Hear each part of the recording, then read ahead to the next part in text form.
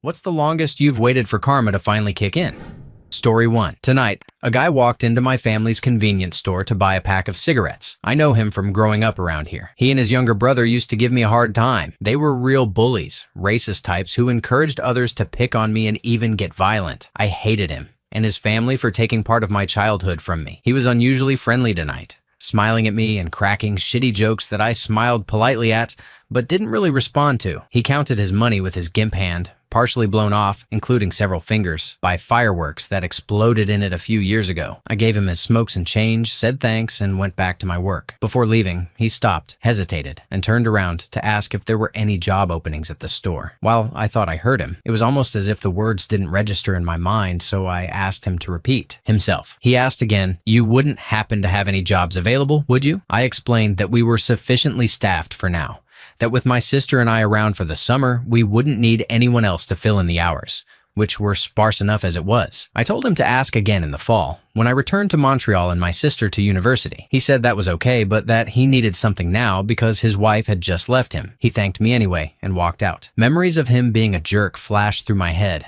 and through these, a clearer picture began to form. When he had just graduated high school, his parents broke up in a massive way, leaving a fractured home for his younger siblings to grow up in. Sometime in his life, his hand had been blown apart by an explosive. He had amounted to very little, and his marriage was falling apart. And now, he had to come asking for a job from the local nigger he used to make fun of and claim superiority over all his life. I'm half white and brown, by the way, not black. But in this part of the world, if you're not white, you're a chink or a nigger. It didn't feel good. I should have enjoyed it, but I didn't. While I don't feel bad for him, not in the slightest, I don't feel like any kind of justice was served or that karma had handed him his comeuppance. If the universe is truly neutral toward what is right and wrong, then this was just the way life played out for someone who did a lot of harm in his time. He could have been rich, he could have been powerful, he could have kept the use of both of his hands, but it didn't turn out that way. Karma had nothing to do with it. There was no justice. What occurred to me is that I'm not at all connected to this place anymore. This village where I grew up, not even to the pain and harsh memories that stayed with me for years. I've become my own person, capable of, at least on some level, sympathizing even with the scum of the universe that tormented my childhood, and of forgetting the painful memories that followed me well into my 20s as echoes from the past. I just wanted to share this because I thought it was interesting. Story 2. A few years back, I was the assistant manager at my karate studio. It was a slow, quiet day when in walked Paul, my old bully from public school. I wasn't sure at first. It had been a long time and it was hard to tell. I didn't say anything. Paul was interested in joining the dojo, and I showed him around, discussed pricing, and treated him just like any other potential client. At the end of the tour, Paul decided to join. We sat down in the office, and as he filled out the paperwork, I saw his name and knew for sure that this was indeed my old bully, the guy who had tormented me every single weekday, made me kneel in dog shit, and made my life miserable. I still didn't say anything until after he prepaid an entire year's membership. As I walked him to the door, I smiled. "I'm really looking forward to training with you," I said. "Thanks. Me too," Paul replied. "You don't recognize me, do you?" "No." "Should I?" "Yes. We went to school together. Grade 3 through 8. You bullied me every day and made my life miserable. Can't wait to see you in class." Paul went white and walked out without another word. He never walked back in. He willingly threw away a year's membership payment, almost $500, rather than be in the same class with me. Edit. There have been some questions I'd like to answer here. 1. I didn't say, "I'm looking forward to training with you," with any odd voice or clockwork orange-style connotation. It was said normally, with a smile. 2. Someone suggested he could have put a stop payment on the check. He didn't. I was friends with the sensei and told him everything that happened when he returned to the dojo. If the check had been canceled, I would have known. Besides, and perhaps some of the more fiscally savvy Redditors can help me here, there are legal complications to canceling a check when you have signed a contract. 3. Some people say I wanted to beat on Paul. Others say I just wanted to see him squirm. I admit that, yes, I did want to beat on him, but I would not have. I held a position of responsibility and I took that responsibility seriously. But yes, I did want to see him squirm. I didn't expect him to quit though. I figured there would be 1 or 2 awkward classes where he knew I was there and felt nervous, but eventually we would spar together. And I had planned to be just as careful and respectful with Paul as I was with any other student. That said, my critics are correct. I could have handled it in a more mature way. I could have sat down with Paul and had a frank, open discussion about bullying and how it wasn't tolerated at our club. I did not do this. I'm not apologizing for it. The moment was extremely cathartic for me, and it erased years and years of painful memories that had followed me for over a decade. If Paul had come to class, he would have realized he wasn't in any danger. Instead, he chose to throw away his $500 and never come back, which was the coward's way out. As we are often taught, bullies are, at heart, cowards. Story 3. When I was 8, my parents moved us out of our hometown to a place with some space. A couple of fields, that kind of thing. It wasn't more than 10 minutes out of town, but because of district boundaries, I had to switch to a new school. The new school was about 1/8 the size of my previous one, and all the other kids had been going there since grade 1 or so together. Hell, they could have been friends even before starting school for all I know. Then here I was, the new kid in grade 3, and they didn't like me. For whatever reason. It started harmlessly enough, but over the next 2 years, things escalated quickly. From random name-calling, to a few pushy, shovey matches, to rocks being thrown at the bus stop. My parents had always told me that fighting is not the answer, and I stuck to that while keeping my mouth shut about the bullying. Until my little sister got hit in the face with a rock and had her forehead cut open. Everything came out after that incident, and the teachers didn't do a frigging thing. My father finally had enough and told me the next time someone messed with me, I was to fight back, no matter what. That started a 2-year war, with me going home at least once a week suspended for fighting someone. I got knocked around a bit at first, but quickly learned I had a natural ability for fighting. Things got worse. Instead of one-on-one fights, it became 3 or 4 of them at a time.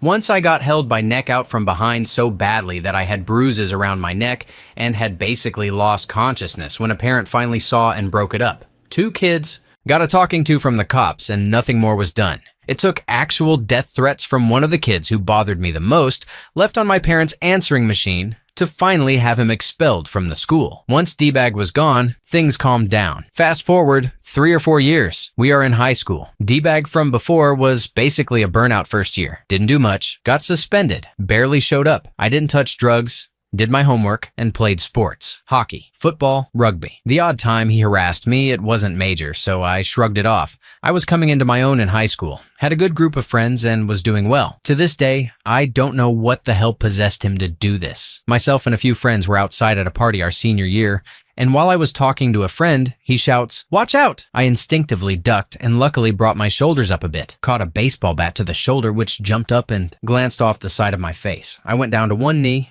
majorly rattled but mostly conscious, and turned around to see D-Bag holding a bat and looking at me like, "How the heck are you even still conscious?" At that point, I friggin' lost it. I came off the floor with a righteous uppercut that knocked him on his ass, then jumped on him and rained down, I'm told, 40 to 50 punches, while he feebly tried to block. Finally, some people who came to their senses hauled me off him. The final result was interesting. I ended up with a nasty bruise on my face and shoulder. Hurt like hell. Went for x-rays, nothing broken luckily. D-Bag, on the other hand, ended up with a broken nose, lost 3 teeth, a fractured jaw, countless cuts, 2 huge black eyes, and ruptured blood vessels on the sides of his eyes. The cops never got involved, and that was the last time he, or anyone really, ever messed with me in high school. Fast forward a couple more years, more like 8, and the last I heard, D-Bag was hooked on crack, selling it, and sold 5 kilograms to an undercover cop. He's in prison for 5 to 10 years. Karma is a great thing. Story 4. I befriended a larger red-headed girl when I was in grade 3 or 4. She was new to the school, and everyone had their own friends, so no one accepted her. I didn't have many friends, so I gladly accepted her. We became best friends. Fast forward to middle school. She was still large, but had developed and started wearing makeup, so she became popular. I was still a way too tall, too thin, awkward girl with a lisp. Everyone made fun of me, and she joined in so she could be cool. It got worse and worse, until she started instigating it herself, would circle beat me with other girls, and even egg my house. Fast forward again to high school. I had filled out a bit and had better friends. About halfway through grade 11, people started realizing how mean and fake she had become and turned on her. She was crying in the hall one day, and I went up to her, asked if she was okay, and offered my phone if she needed to call her mom. She transferred schools for grade 12 because she was being bullied. Funny thing is, I still feel bad for her. Bullying sucks. Story 5. This D-head who used to torture the shit out of me in 7th grade, insisting I was ugly and should off myself, is now on OkCupid. A few weeks ago, before I got into a relationship, he messaged me asking if we went to school together and telling me I was hot. He didn't recognize me, clearly, but it was delicious to know he'd been searching for months and no one was biting. Eat it. For clarity, I'm not suggesting anything about my looks in that last part. I just take great delight in him being alone right now. Despite all the try-hard effort and being on the actual website for months without success, I never went on a date with him. I just deleted his message. Story 6. After reading this, I tried to think of the names and faces of the kids who treated me like trash in middle school. But then I realized I couldn't. They were awful to me simply because I was quiet, and they could get away with it. But I don't remember them. Today, I have a good job, a good education, amazing friends, and the knowledge that I will never let myself become someone who preys on others because they seem weak. Right now, coming to the realization that those people just don't matter anymore, and knowing that I can have a great life despite them is better than any revenge. So, thank you for making me think about that. Story 7. The kid who bullied me in junior high is gone. Some context. I was the fat kid in my youth. I still carry some weight, but years of football turned it more into muscle bulk than the butterball I used to be. In junior high, there was this kid named Brendan who was huge, could bench at least twice what any of the rest of us could, and there were rumors he had slept with a special needs girl. Looking back, I think he had been held back a year or two. He used to bully me and my mishmash group of misfit friends, grabbing our nuts or beating us up. I remember he stole my crutches when I broke my ankle. I was always non-confrontational, but one day, my friend Harry, a Japanese immigrant who didn't speak much English, was running on the track with me during PE. Brendan ran up, grabbed him by the neck, and threw him to the ground. He kept running, but when I helped Harry up, I saw that the skin on his leg had been almost entirely sheared off and was bleeding. This pissed me off. Knowing Brendan was faster than both of us, I knew he would lap us on the track. He did. Just as I predicted, laughing as he passed. When he did, I picked up a rock about the size of my palm and hurled it at his head. It barely missed, but skimmed his ear. Brendan lost it, yelling at me and Harry, and when I ignored him, he threw me to the ground. I fought like a coward, digging into his stomach with my nails and biting him on the neck. My friend Isaac saw what was happening and pulled him off me, and by that point the teacher had arrived and sent Harry and me to the nurse and Brendan to the principal. I never saw him alive again. He was expelled after that. I held a deep hatred for him and the things he did in junior high, but took solace in the fact that I got one good shot in. Fast forward a couple of years to my sophomore year of high school. I liked to read the comic pages of the newspaper in the morning and saw a headline: "Local area teen killed in motorcycle accident." I read deeper, and my jaw dropped when I saw Brendan Shanks, 16, killed in motorcycle accident. He had taken his father's motorcycle, speeding along a residential road at about 80 miles an hour when a car didn't see him and pulled out. He plowed into the side and, with no safety gear or helmet to speak of, died almost immediately. The article recapped how difficult his life had become, expelled from the local high school, going in and out of rehab for heroin or some other illicit opiate. I looked at the picture, and amidst the debris that was now the bike, I saw in the middle a lone oversized skate shoe, the kind he had worn back in high school. I let out a breath. That was it. I no longer held any hatred for the kid. He got more than any petty revenge fight could have given. Story 8. My mom treats me worse than my younger brothers, and it eventually always bites her in the ass. My favorite example is the time she saw it coming. When we were teens, my brothers were always allowed to borrow my mother's car, but I wasn't. My grandmother even warned my mother that she would need me one day, and I'd say no. Mom blew her off. Why would she need me? It's not in my nature to say no. Fast forward a few years. I have a car, and my mom gets into an accident that leaves her temporarily carless. Mom never asked to borrow my car, even though she wanted to, because she knew I had every right to say no. She admitted it and apologized because she had screwed herself over by not being nicer to me as a teen. The thing is, it's still not in my nature to say no. If she had asked, I would have said yes. Her guilt was the karma. Story 9. I was the nerdy, picked on kid in school. Almost 10 years after graduating high school, one of the guys who used to give me shit contacted me on Facebook. He apologized for being an asshat and then asked for advice on going to college for the field in which I have a Bachelor of Science. Edit. This is not a Billy Madison rip. I have never seen that movie and only found out about its existence from people replying to this comment. I generally don't like Adam Sandler. Story 10. There was a kid at my secondary school who used to mercilessly bully the kids in learning support. Being a small school, they had converted the old caretaker's house into a safe environment for students with learning difficulties to take certain lessons and receive support. It allowed a sort of half-mainstream, half-specialist school environment for them. Anyway, this guy dropped out of school at 16 after about 5 years of smoking around the back of that house and bullying the kids in learning support. 3 years later, he ended up being shot in the head by a modified air rifle. He now has brain damage, memory and dexterity issues, and the only place he can retake his GCSEs is the same old house he spent years prowling outside to bully disabled kids. Story 11. Growing up with racism definitely isn't the easiest thing in the world. Aside from being bullied yourself, you also have to deal with the fact that your siblings or your friends are dealing with the same shit. You don't deserve it, nobody deserves it, but it exists. I imagine seeing that bully as a complete wreck was one of the greatest moments of your life. Unfortunately, not everyone gets to see their childhood tormentors later on. I'll tell you this though, I felt frigging amazing when I stood up to my bully in grade 9 of high school. How did I do it? I don't remember, to be perfectly honest. All I remember is a snarky racist remark. Shut up. Your insert background. You don't have the right to speak. That's when I lost it. I mostly remember grabbing him by the shirt and throwing him against a wall. Once he was pinned there, I alternated between punching his face in and making sure he stayed against the friggin' wall. Most of the details are lost to me, but I definitely remember winning that fight. I was suspended for the rest of the day. He was suspended for 3 days due to the racist nature of his remark. Possibly one of the greatest turning points of my life. Story 12. True story. I got bullied for roughly 7 years straight, daily, when I was in secondary school. Second-level education in the UK, Ireland, taken from the ages 11 to 18. I had kids tell me I should die.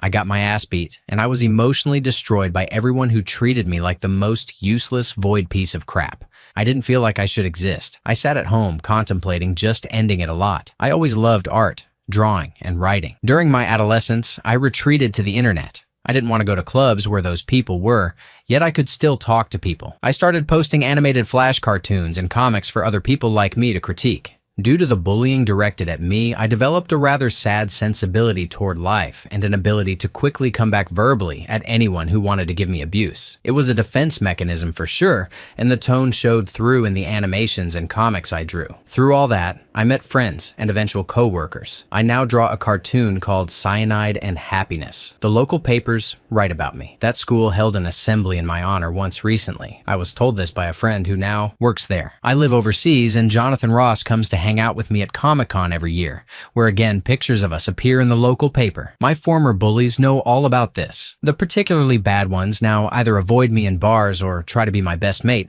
and I walk around my hometown beaming. There was one kid in particular who would stand behind me in assembly every morning. Each year, grade to Americans, was arranged into a line in the main hall and headbutt me in the back of the head for a laugh with the others around me. The back of my head was severely bruised for months at a time, and early on it'd leave me in tears from the physical pain and the lack of respect. I'd dread every morning. I'd hear them behind me snickering and discussing whether he should do it or not. I couldn't turn around to stop them, because then I'd get yelled at by teachers for not paying attention to the front. I'd keep my hand at the back of my head to protect myself. I'd hear him say, "Come on, Dave, put your hand down. You're safe." I'd eventually relent, and he'd do it anyway. They'd laugh. I'd turn around and ask him to please not do that, because my head was in so much pain from the trauma he'd dealt it before. He said, "Okay," while smirking. I'd turn back around, hear them snickering, and he'd do it again. This went on for around 2 years. That kid is now a hardcore drug addict and doing very poorly in life. Feels good, man. Thank you, internet. Side note, I developed a severe stutter 2 to 3 years into the bullying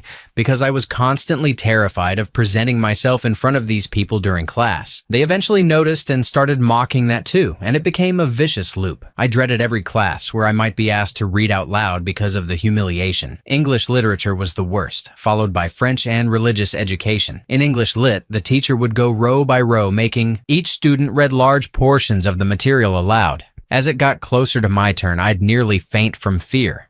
I'd be sweating. I lost countless nights of sleep over this for years. The worst feeling in the world was being forced to stand up and become an example in front of people who actively hated you, under what felt like the guise of education. It felt like a punishment ritual. I told the headmaster, but he said I had to do it to promote character building skills. It took me years to recover from that. Only over the past 2 years have I been able to speak in front of groups again, thanks entirely to the generosity of our fans and how warmly they treat us, both online and in real life. All I can say is, frigging thank you. This year, I sat in front of a crowd and spoke at Chicago Comic-Con C2E2. There's a YouTube video of it floating around somewhere. I think I did pretty well. Thanks for helping me rebuild myself, internet. Epilogue. A few years ago, after Cyanide and happiness started taking off, and I began earning a living from it. One of my former school bullies approached me in a bar and said mockingly, "Still drawing stick figures for a living?" I don't know why, I just felt like it. But I shot back with, "I could buy you." He walked away without a word. I know that sounds obnoxious, and I was exaggerating obviously, but we were both 20 years old. And I was doing pretty damn well for our age, better than he was. That one direct, unapologetic, in-your-frigging-face D-head moment was worth it. Edit. It actually feels cathartic putting this here. I've never really talked about it with anyone before. Thanks, guys. I should also mention that I was laughed at a lot for spending so much time on the internet. This was the late 90s, and people saw it as nerdy, something only losers did. Look where it got me. God bless the internet. Story 13.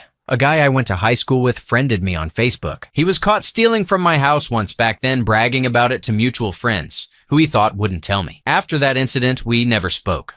Although we shared the same circle of friends, I kept my distance, and he kept his. Flash forward 20 years. We were friends on Facebook. I have a pretty cool job in the music industry, make good money, and travel the world. I usually add these former friends just so they can see how my life turned out pretty awesome, while most of them are stuck in our old hometown working crap jobs. Anyway, he updated his status saying he was devastated that someone had stolen something from his son. Karma this, karma that, blah blah blah. Among the posts from friends expressing sympathy, I simply wrote something like, "Yeah, it's really terrible when someone steals from you, eh? That must really suck." Karma does have its way of evening things out, though. I immediately started getting PMs from mutual friends, congratulating me who remembered the incident in school. He unfriended me after that, to my extreme pleasure. Story 14. My college roommate secretly slept with my boyfriend for a year while I was in class. I routinely took more than a full course load and was in math and science classes or study groups every morning. One day, I walked in on them together when class was canceled.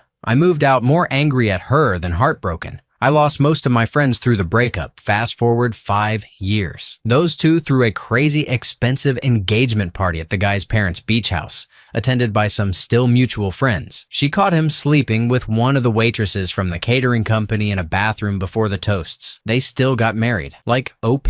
I feel a little bad for her despite the karma balance. She seems to feel like she can't do better than being with a cheater. He is rich though. Story 15. When I was in high school, I was a small kid and pretty poor, but my parents worked really hard to put me through a private school outside our neighborhood. This was terrible on two fronts. I'd be picked on at school for being poor, then picked on in my home neighborhood for being rich. There was a small group that was particularly bad, and I was a smartass, so I'd always make it worse for myself. A couple of dudes and their groupies were the worst. I worked in bars for around 3 years after high school, eventually ending up in management. We all wore the same outfits, and the only giveaway was the tiny in-ear earpiece that supervisors, managers, and security wear. One night, the D-bags and their groupies walk in. At first, they don't recognize me. I'm lucky I've changed enough since high school and learned how to dress myself. They're buying drinks and seem generally harmless until one of them realizes who I am but doesn't say anything. Distinctive, deep voice. The girls come up to the bar, leaving the boyfriends in the background, watching intently. They order a Long Island iced tea, which most people would be embarrassed to order at this bar. Good on them. I love a Long Island too. I'm not someone who dwells on the past. I don't care about people who wronged me in high school. Most are still living with their parents 8 years after graduating and jerking it to ex-classmates on Facebook anyway. But I was pretty satisfied when one of the girls spat the cocktail across the bar and accidentally dropped the glass. She starts demanding to speak to my boss and saying I shouldn't be working there, rich family. I mention it's impossible to mess up a Long Island, and I wouldn't be manager if I didn't know how to make one. Their eyes go dull when they hear the word manager. Slowly, my hand goes to my ear and I whisper a single word: security. The look on their faces will never leave me. Being dragged out of a high-class cocktail lounge with people they knew all around them was humiliating, and their expressions said it all. One boyfriend was yelling constantly at the security guard and was eventually pushed face first out of the way before being grabbed by another and escorted out. The remaining boyfriend separated himself from the others. And at this point, I didn't care. I'd make sure he left in a second. I'm at the entrance to the bar, ensuring the women and the irate boyfriend don't get back in. By now, he's asking security and me to fight him. I'm bored, so I head back in, just in time to duck and avoid a fist from the other boyfriend. I quickly move behind him, drop my foot into the back of his knee, sending him down as the security guards jump on him and lock him up. They were banned for life from one of the classiest lounges around, and thoroughly embarrassed. The boyfriend who tried to king hit me spent the night in a lockup. He later contacted me through Facebook. apologizing for that night and for how he treated me. In high school, spending the night in a lockup was a wake-up call for him. This isn't the only karma I've had. At the same bar, I also had something similar to OP's story happen.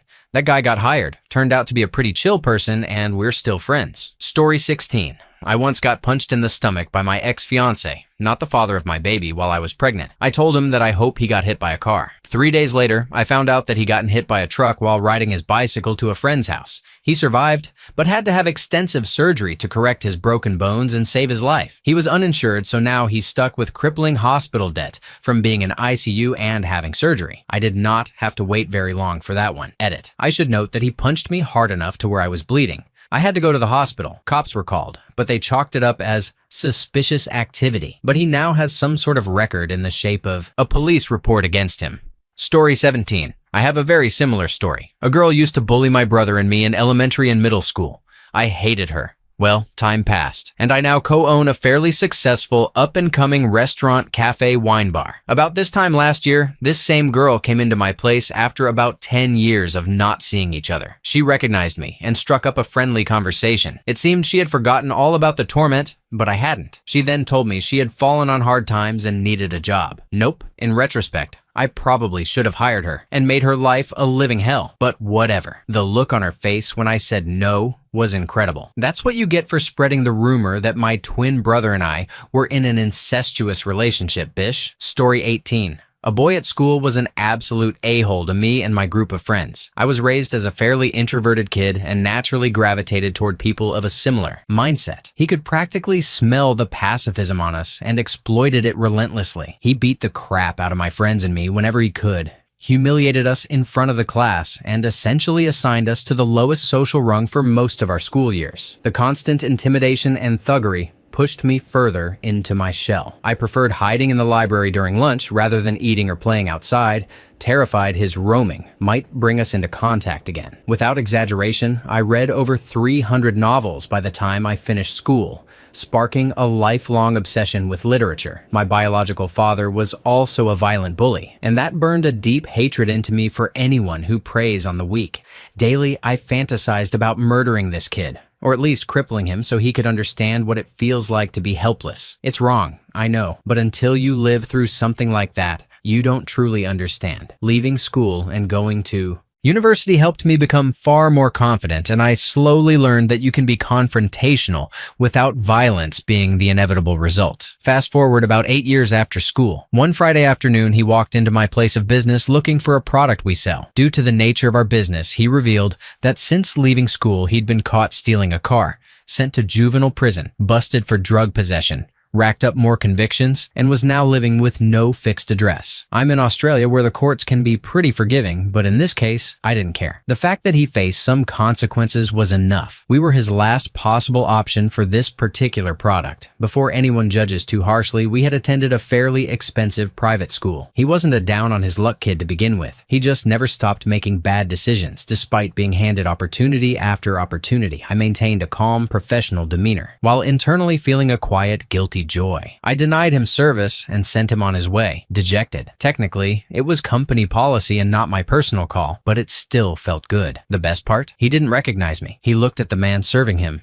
and only saw a man. I had grown and changed completely, while he had stayed exactly the same. Looking back, it may be bad karma to take pleasure in this, but it gives me hope that sometimes the bad guy loses, both in movies and in real life. I lost 8 years of my school and social life because of him, and I don't regret feeling a bit of schadenfreude at how things turned out. Story 19. Mine is also pretty harsh, and I wasn't able to draw any pleasure from it nor connect with the life I had before the situation. Short version, I was living with a woman and working 2 jobs, one full-time and the other nearly full-time, to put her through flight school so she could start her career and I could return to school. After her first job as a pilot, 5 months in, she met an aircraft mechanic. She had an affair and told me she was leaving. My response? Screw you, I wanted out way before you. Good riddance. She left and got pregnant within 4 months. I never wanted children and didn't know she did. Fast forward 5 years. I'm omitting many details about her personality and character. She contacts me through a mutual friend, saying she'd really like to see me and catch up. I agree to dinner. She arrives 45 minutes late, having already eaten at her sister's home. She's anxious and scattered, so unlike her usual self. It turns out her new man has dumped her and the child. Post-pregnancy, she gained weight, and after 3 years, decided to lose it. Her husband says, "Who are you losing weight for?" She says, "No one. I gained weight during the pregnancy and felt fat." "Why would you say that?" His reply, "How did we meet?" He leaves her, telling her she can take the child, or he'll fight for custody. He owns a company and makes a substantial income. So I met up with her. She's a wreck, unfocused, living in her sister's basement, not flying, working a minimum wage job with her mother that she did in high school. Basically, she's back at 17, but with a child and declaring bankruptcy. I only agreed to the dinner to gloat about how happy I was and how well my life had turned out without her.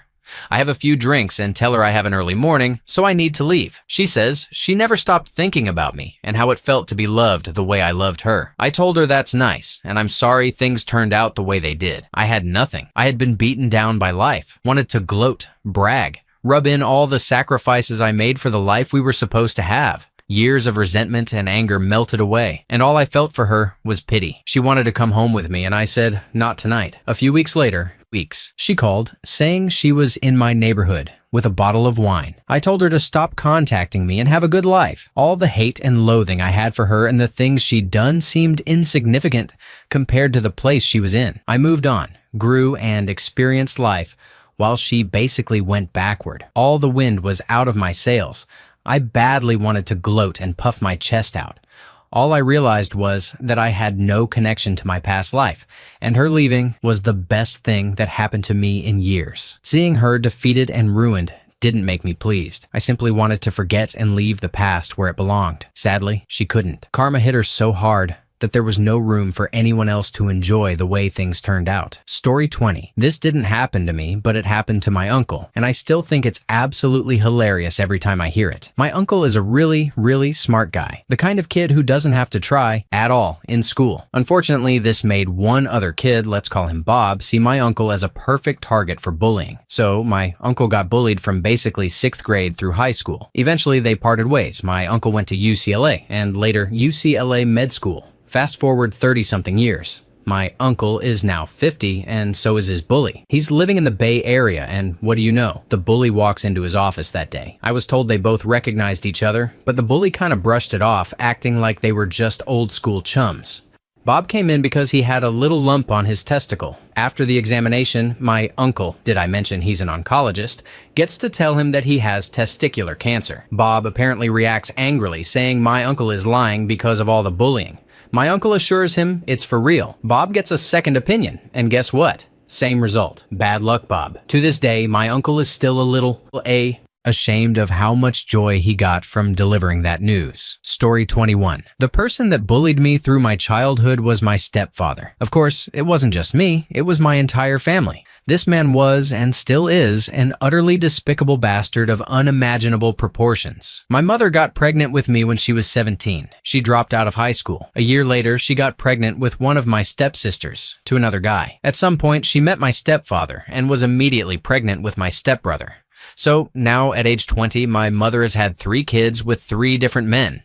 Eventually, she had 2 more girls to this worthless human. We grew up poor, like so poor we didn't have food most of the time. My stepfather was also an abusive alcoholic. His usual pattern was to go to work, come home to berate and beat the family, go out drinking all night, and then come home at 2 a.m. deciding that the house needed to be cleaned by everybody in the house, not moving. Fast enough after being woken up at 2 a.m., he'd toss you down the stairs. Fall asleep with the television on, he'd punch your sleeping face to wake you up to turn it off. I was the oldest and the most frequent target of his abuse. He kicked me in the face with a steel-toed boot when I dropped a tool he needed when he was working on the car. He broke a frying pan when he was beating me with it. I can imagine that this sounds too horrible to be true, but I assure you that everything I describe here is what really happened. He hated all of us, my mother and my siblings. He would frequently threaten to drive our car off the highway into ravines just to see if he could off us all. My mother was forbidden from working, leaving the house, or even having a driver's license. He was a welder by trade. When he came home from work, we were all expected to be there waiting for him. The kid nearest him was forced to take off his work boots for him while others were to get his bath and beer. ready. He would beat us for whatever odd reason struck him. He destroyed anything we enjoyed simply to show us he could. He beat my mother severely and cut her off from her family. When I was in high school, I suddenly became larger than him. I went from 5'4" and 120 pounds to 6 foot and 160 pounds over a summer. I was now larger than him, so he kept his hands off. But the absolute evil of this man wouldn't stop. He threatened to assay my girlfriends. He threatened my friends. This was all a device he used to try to cut me off from the outside world. My sophomore year, he had a heart attack. I thought that maybe we'd finally be rid of this waste of life, but the rotten prick pulled through. He stopped drinking because he had no choice. The doctors said it would kill him. He didn't get any better though. He was still an absolute a-hole in every way. I graduated high school and immediately moved out of that house. I went from odd job to odd job for a while until I ultimately joined the Army. I went to basic training, airborne school, and got assigned to Fort Bragg.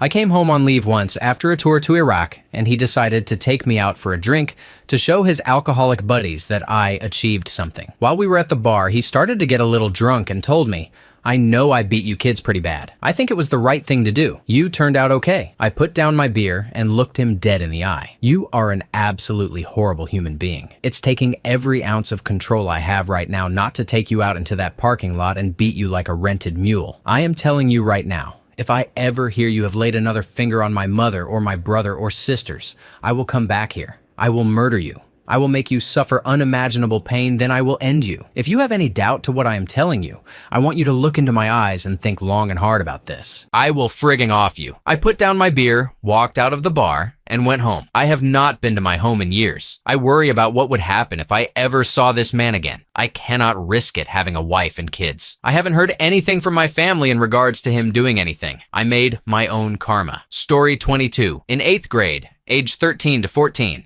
this kid threw a wooden block at me, probably thinking, "Oh, let's pick on the punk girl. That'll be so hysterical." I blacked out for a good 10 to 15 seconds after it clocked me in the head. When I came to, he and his friends were all on the ground laughing at how funny this was. I ended up having to go to urgent care and not participate in gym class for a few days. His mom was on the school board and had a large role in the financial decisions of the school, so the administration was afraid to punish him and did nothing. My math teacher was this kid's football coach and made him run extra while everyone else got to take a food and water break, but that was the only justice I got. Fast forward 2 years, everyone is freaking out that this guy can't play football for the junior varsity team that year. He ended up spraining his back and breaking a few ribs from a drunken escapade into the woods the week before his sophomore year started. And the concussion that he sustained from this was severe enough that a second concussion could have caused serious mental damage. 2 years isn't that long of a time, but considering there were witnesses and the kid should have been arrested and suspended at the very least,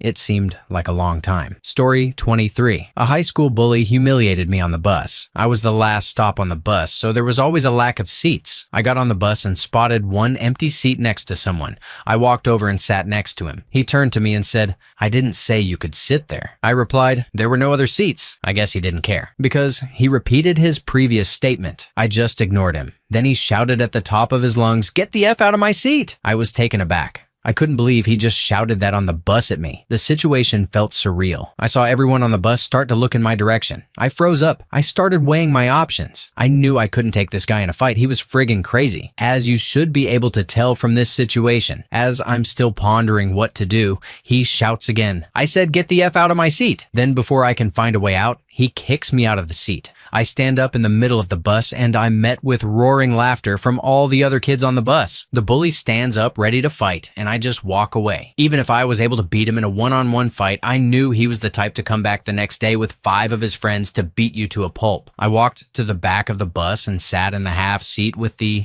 mentally challenged kid. I wasn't about to let things end like that though. So I planned for my revenge. I started catching the city bus to school instead of the school bus to avoid further humiliation. Things blew over eventually and everyone forgot about that incident, but I didn't. I waited until one day I saw that bully on the bus with a grill lighter smoking weed. Then he took the grill lighter and smacked a guy in the face with it and he started crying. I knew this was my chance. I created an anonymous email address and sent an email to my school officials. I told them about the bully smoking weed on the bus and smacking that kid in the face with a grill lighter. I made sure not to say anything that could give my identity away. away. That way, no one would know who tattled. The school investigated the issue and found the evidence they needed from eyewitness testimonies on the bus. That bully was expelled from school, and I was free to ride the bus in peace. Story 24.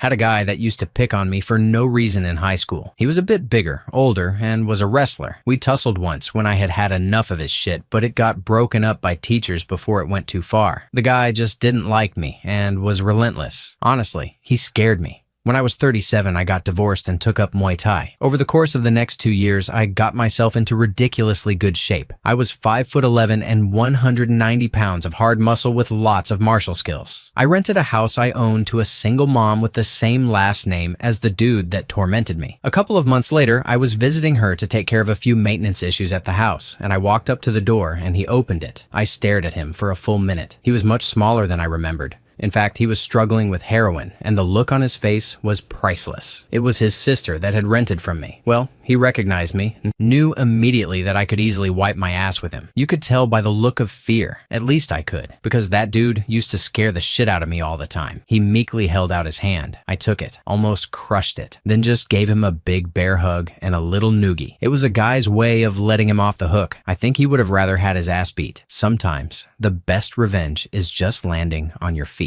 Story 25. It's been 6 years and counting since this dumb girl from high school threatened me with text messages and then broke into my house and stole everything of monetary and sentimental value to both myself and my mother. She never saw any kind of legal repercussion or faced any consequences. I'm still waiting for her to die in a fire or lose her job or something. Story 26. I was one of the least popular kids in my high school by far. I was too nerdy for even the nerds to hang out with. I spent most of my time with the outcasts. I knew it was bad, but I had a crush on a football player. Can you blame me? What nerd didn't? I decided for once to take charge and do something for myself. I asked him out. He laughed in my face and told me I was too ugly for anyone to ever date. He called me Crowface, which was a lovely nickname that caught on for a long time. Because of this, I had such awful self-esteem that well into my 20s, I still couldn't ask anyone out. And even now, still get too embarrassed sometimes. He ruined my self-esteem completely. After high school, I began doing modeling gigs and cosplay events. I felt great and looked amazing. Not too long after these shoots started popping up online, he messaged me on Facebook telling me how gorgeous I looked and that he should have never said no to me at all. I then got to calmly explain to him the years of self-esteem issues I'd suffered from because of him, and how I always pictured him humiliating me in front of our high school anytime I wanted to ask someone out. Story 27. When I was a lot younger, I lived in a small town, and the people there were awfully shitty. I got picked on a lot, especially since I didn't play hockey. Small town Canada. You either play hockey or you wish you were dead. Instead, I was in Ukrainian dancing, which wasn't as bad as it sounds. There were 8 guys and 8 girls in my group, but they all picked on me. One guy in particular would make fun of me, call me names, and incite others to violence toward me. I hated that guy, and I will always hate him. A few years ago, I heard that he came out of the closet, and a few months after that, he got beaten severely and hospitalized by some homophobes because he was gay. Now, I hate homophobia. I am all for gay rights and equality, but man, there is no one on earth more deserving of getting his ass kicked for a stupid reason than this D-bag. Story 28. I was very nearly the recipient of a massive beating due to some delayed karma. Back in 4th grade, I had just started at a new school and was scrambling to make friends as soon as possible. To do this, I took the path of least resistance. I tormented this poor kid who had no friends and was already being picked on. It was a very shameful decision, but it did get me into the clique. I would spend hours alternating between calling him Turkey Burke and Slowy Lowy. Fast forward 12 years later. I'm at a party and I see the kid. Only he is less of a kid now and more of a Mr. Universe contestant. I had grown up substantially by then and decided an apology was in order. I beelined across the room straight to him. I introduced myself, offered an apology, and put my hand out for a handshake of ashamed regret. He stood staring at me for what felt like 15 seconds. He finally took my hand.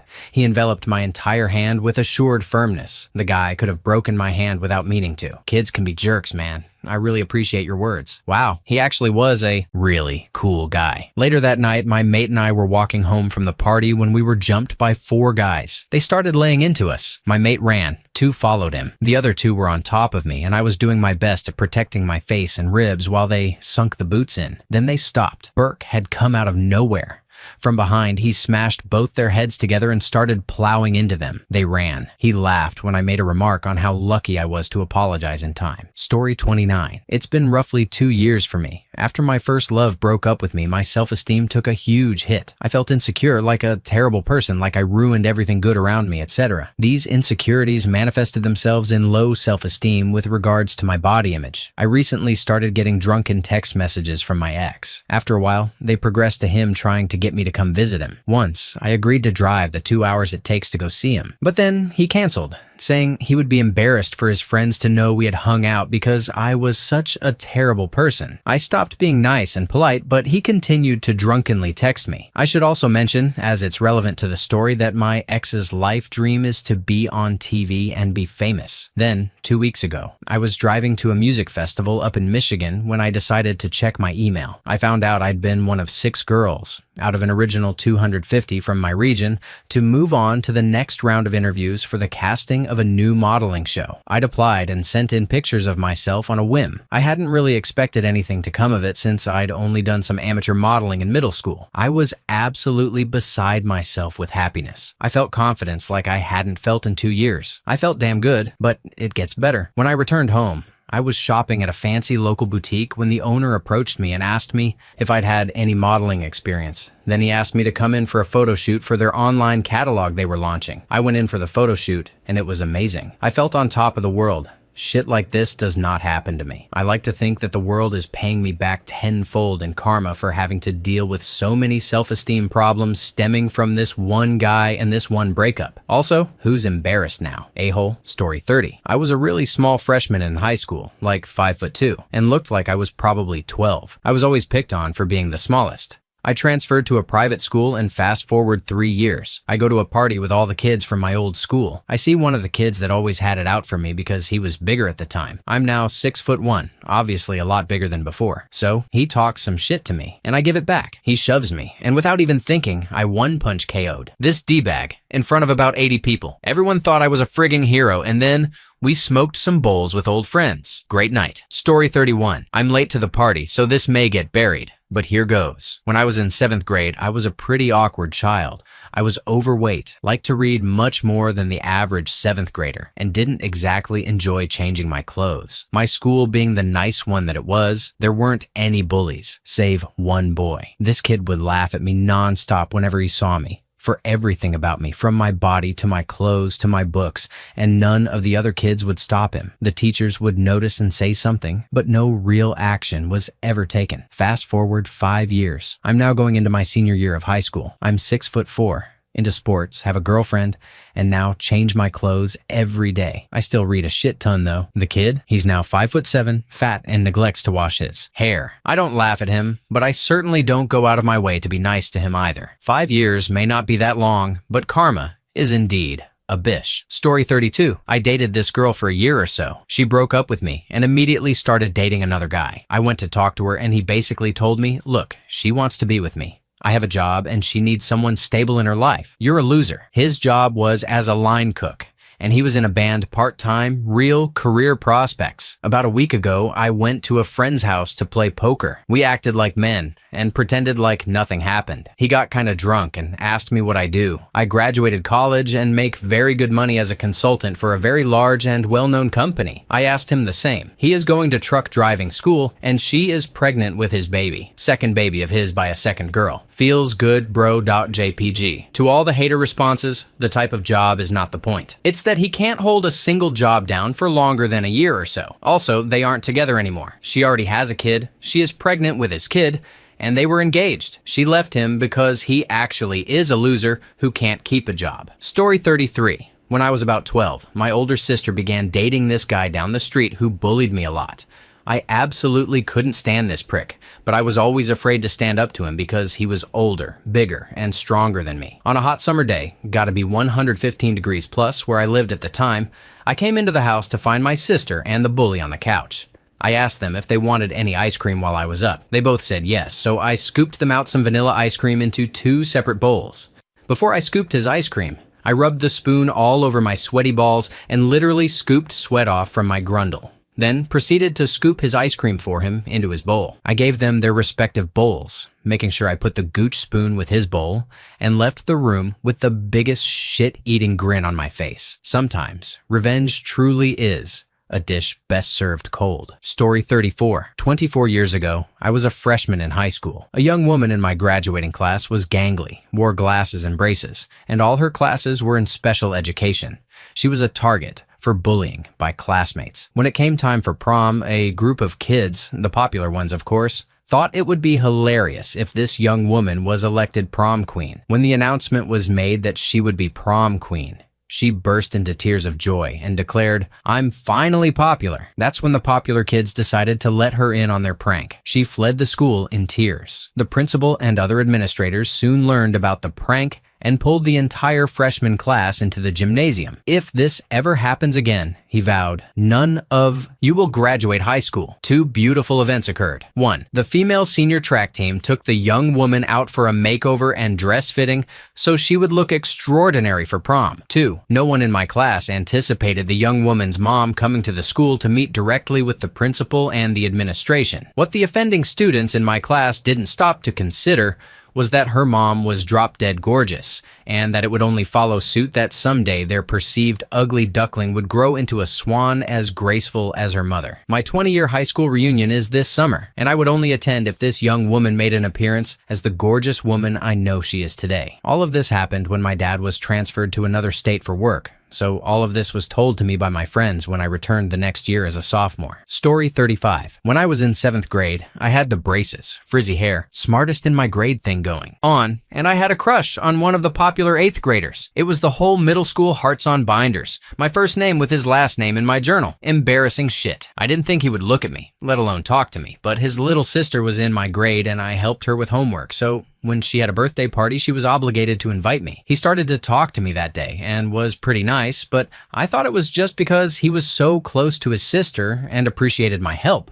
But he continued to talk to me after that. At school, after chapel, in car line, but only if his friends weren't around. One day after chapel, he asked me to meet him behind the church building. Being clueless, I did. He started talking about how pretty I was, how I was so nice and smart, and that I was going to go so far in life, and whoever got me as his girlfriend would be a lucky guy. Then, to my 7th grade self's complete shock, amazement, and horror, he leaned in and kissed me. I was frozen in the moment. How many nights had I thought about this kid? And was this really happening? He went in for another kiss, and we kept kissing. I was so enamored. I couldn't stop smiling and giggling. He pulled back and placed his hand on my face. "Be my secret forever, okay?" He grabbed my hand and led me toward the cafeteria, and I swore to myself that I'd never tell anyone, that I'd be his secret, and that I would never do anything against him. The next day, he wasn't in class or chapel. Did I scare him away? Was he okay? Was he mad at me? I hadn't told a soul and didn't have anyone to tell anyway. I waited for him behind the church after chapel, but he wasn't there. But he was at lunch. I tried to catch his eye as he sat at the 8th grade table across from my 7th grade table. One of his friends saw me and started to point and snicker. I looked down, feeling the red crawling up my neck into my cheeks. What happened? I decided to try to steal another glance, and I looked up to a stony glare from the same eyes that had told me how beautiful I was just the day before. I didn't understand until later, when one of the popular kids approached me sneering, "God, you're pathetic. I would feel bad for you that you have to make stuff up to get attention, but I feel worse for Jose because he's the unfortunate person you're trying to take down. You're so dumb, though, because we all believe him." What are you talking about? Jose heard the rumor that you're spreading, that he kissed you. Why would anyone get close to you besides to cheat off your tests?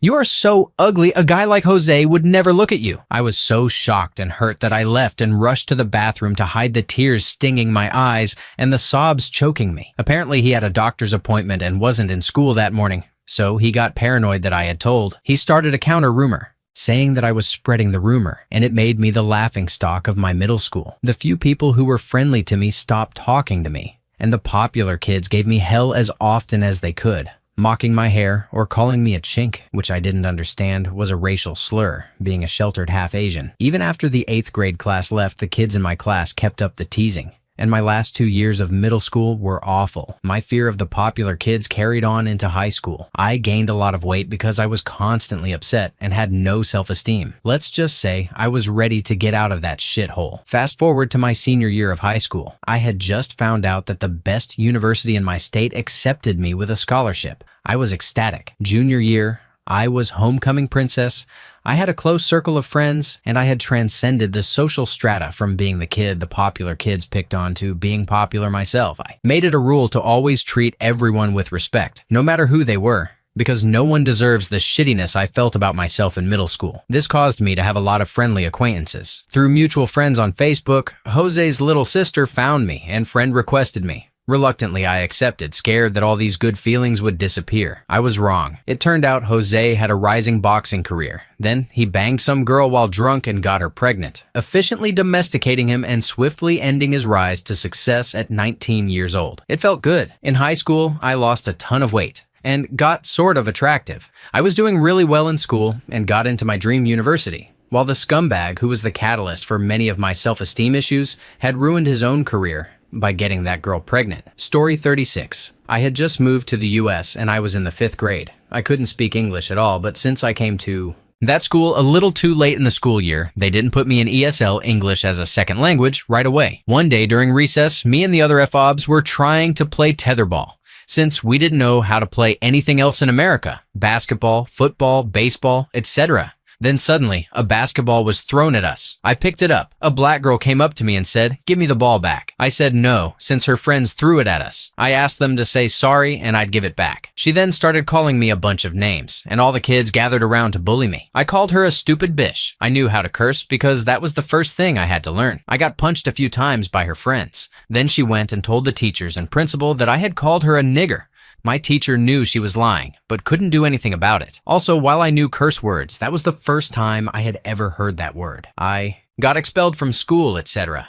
Years later, in 10th grade, I ran into her in PE class. She didn't remember me, but I certainly remembered her. She started hitting on me during PE, and I kept blowing her off. She kept at it. And then I decided to mess with her. I started chatting her up, and finally what I was waiting for happened. She asked me out. I pretended I didn't hear her and asked her to say it loudly. She did, and then the whole class heard. I responded with, "Hell no, you stupid ugly bitch." She was shocked, and so was the rest of the class. Then I went off on her. While crying, she asked why I did that, and that same look was on everyone's face. I asked her, "So you don't remember me, do you?" She said no. Then I proceeded to tell the class what happened. At that point, a friend of mine yelled out, "Damn, Bish had it coming." Story 37. 90s comic book artist Rob Liefeld gave a 13-year-old me a portfolio review once when Image Comics was brand new. He didn't even lift his eyes to see the second page, shut my book, rolled his eyes, and told me, "Girls and comics don't mix, so don't even try." I was heartbroken. Dan Fraga, another comic artist and current animation director,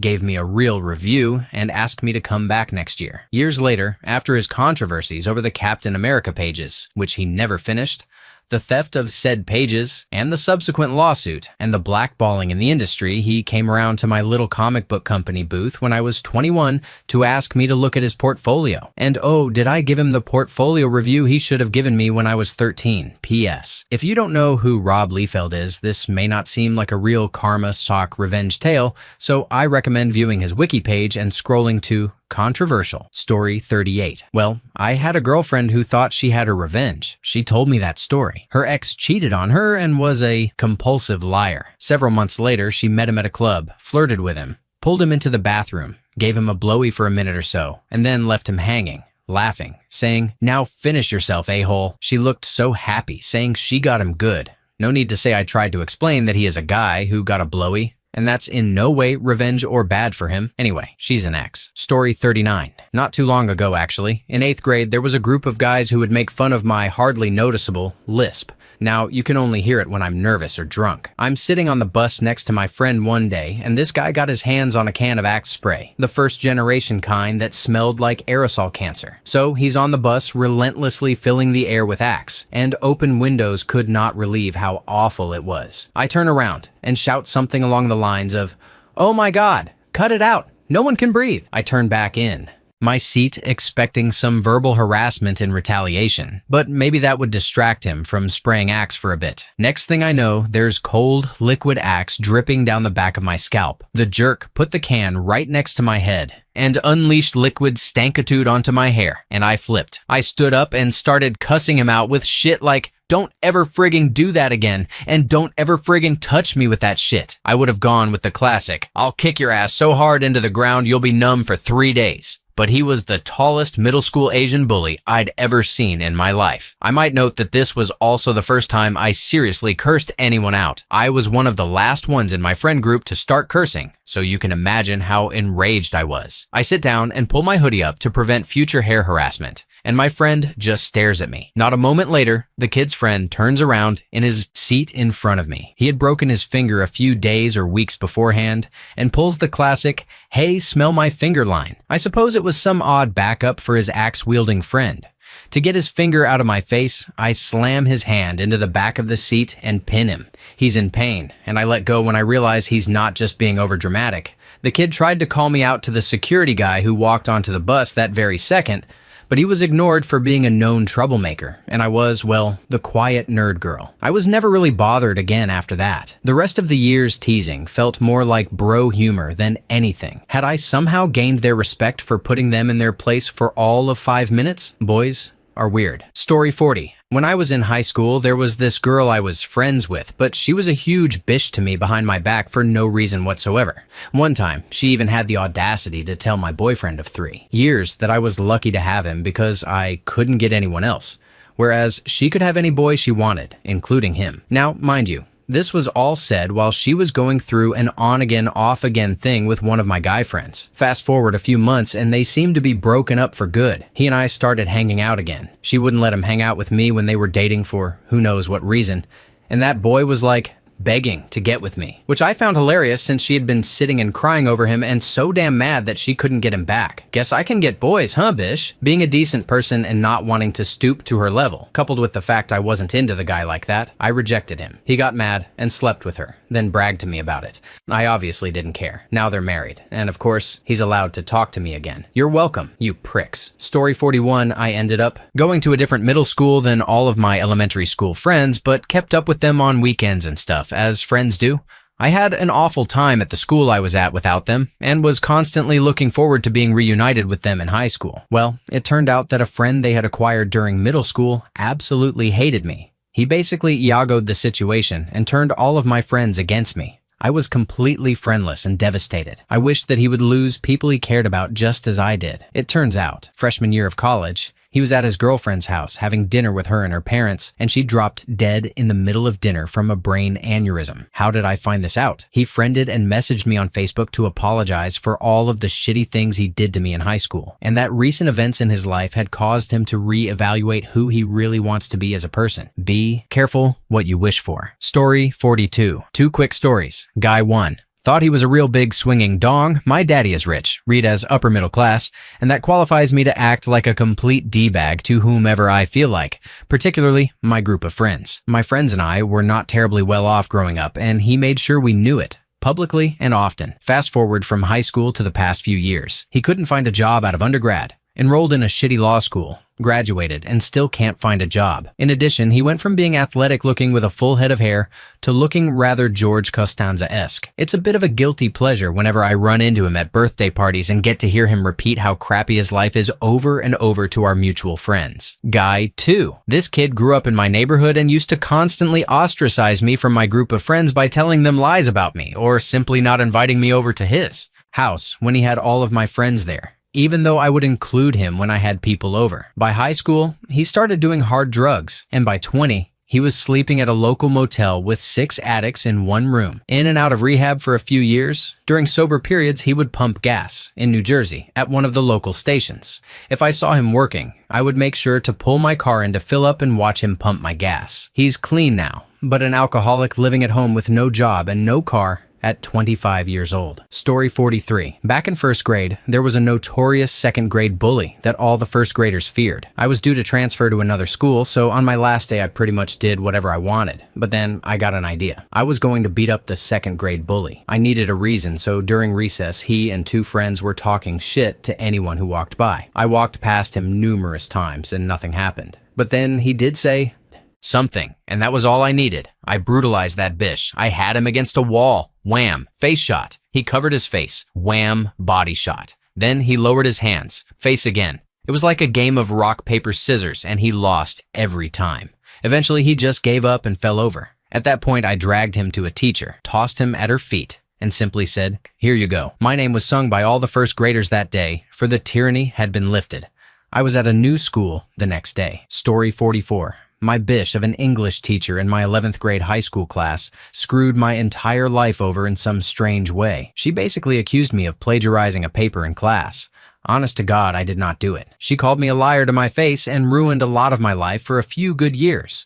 She reported the incident to the administration and even tried to make them take legal action. But all I ended up getting was expulsion. My school took this stuff really seriously. In the long run, it basically caused me to lose 5 or 6 scholarships that I really needed for college. I ended up having to go to community college. Nothing wrong with that, but she basically killed any chances I had of becoming a doctor. Childhood dream. Spent all of high school prepping for it. I got most of my general stuff out of the way, and I have a great job now giving out loans at a bank. It pays well enough, but I don't live any grand life, and I am not a doctor. On top of that, most of my friends made fun of me for years about it.